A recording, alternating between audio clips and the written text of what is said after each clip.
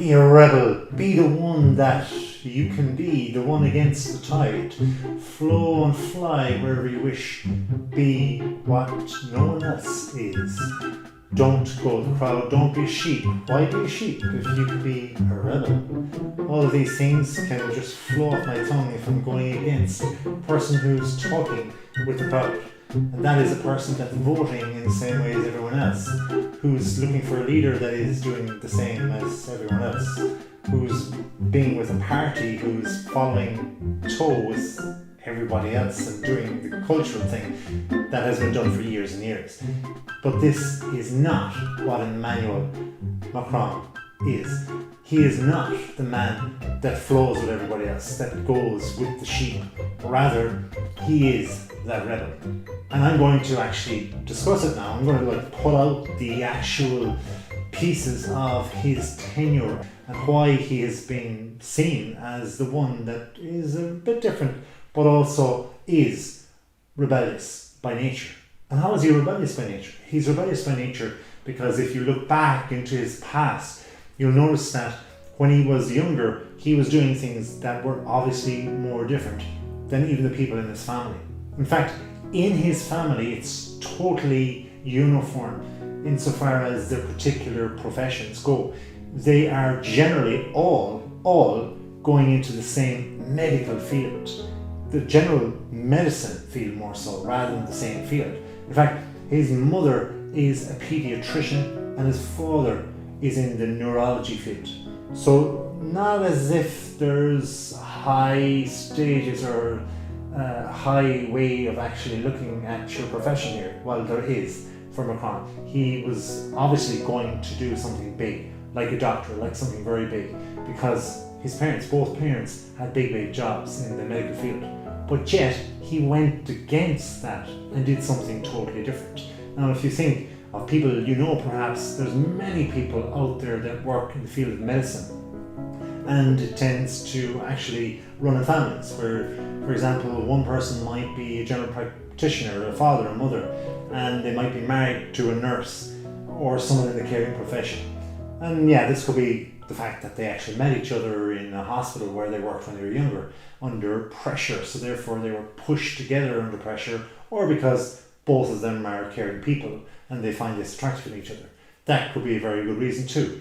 But quite often this intelligences of the sciences flow together, and yes, you can have people like that, a mother and father that are both doctors, but it's rare at the same time. Usually it's kind of two caring people together, or two people that just essentially love each other, more like. But still, if you have two people that are so alike in their professions like that, a mother and father, and you have other siblings that are doing something, it's really difficult to jump out of that and want to jump out of that. But to jump out of it and have the want to do that and then get the very biggest of all jobs in the land, well, now that's something of a rebel. But actually, not a rebel is how Macron himself sees himself, rather a maverick. But then they're not too far off each other either. A maverick away from what's going on generally, the political stuff, all of that. He was just not attracted to it. He thought that he didn't bother even getting into a party.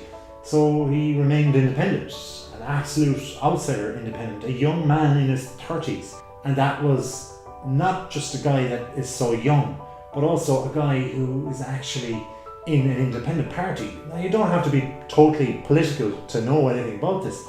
We're looking at the personality traits as such of Macron, this leadership that he holds. You're a black sheep, you're one that stays away from the group and does your own thing, a lone wolf as such.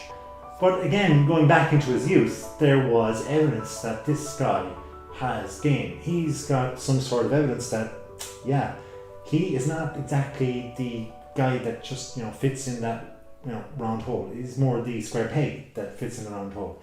And with that, that's how he began his romantic affairs. He was 15, I said, and he was a bright student. He had intelligence. People have noted that he thinks outside the box, that he is very attuned to what's going on and is more than average, according to his former teacher. He was more than average of a student, and he thought very intently about things. And obviously she was right, and he succeeded. But that teacher that he was attracted to, perhaps, but for sure when he was an adult, he married. So he married his teacher. Brigitte was her name. She was much older. She was closer to the 40 mark. In fact, she was 24 years his elder. Now, an attractive lady, I'm sure, at that stage too, but still, he was essentially a boy. That, though, is the rebel in him as a youngster, just going away from the flock again, just getting through the gap as a sheep, and just going to where nobody goes. But then if you have a different type of politic going on, a different type of thing going on, whatever it is, in Europe as he perceived it, if you need an investment banker or a former investment banker to lead your country who knows about figures and money, and not just the figure of his wife, but he knows about figures and what to do to add things up and to get what's needed, then you get this guy as your leader. And of course he was. This was his background, this was his skill set as such. And that was tested early enough into his tenure as being the actual leader, because there was this yellow vest protest, the famous yellow vest, and they were non-stop against the government. And what could he do? He was just new to the job, he didn't know what to do. They were protesting over too high fuel taxes, and he had to adapt, he had to do something. And it was not easy. It was going on weekly. Every weekend there was yellow everywhere, and there was this type of negativity towards the government, even though he just started off in the role. But as a young man, as a young leader, he pulled out the stops, and somehow he delayed it as such.